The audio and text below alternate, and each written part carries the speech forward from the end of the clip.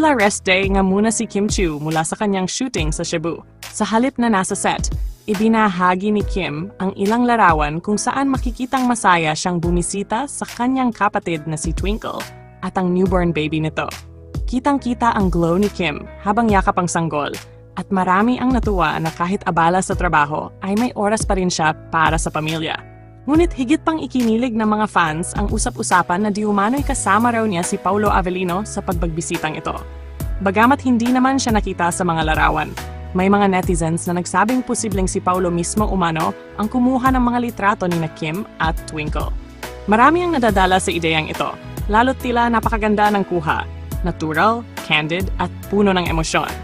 Dahil dito, umapaw na naman ang kilig sa social media. May mga nagsabi na kung totoo nang si Paulo ang nagpicture, mas lalo raw itong patunay na malapit na talaga siya sa pamilya ni Kim.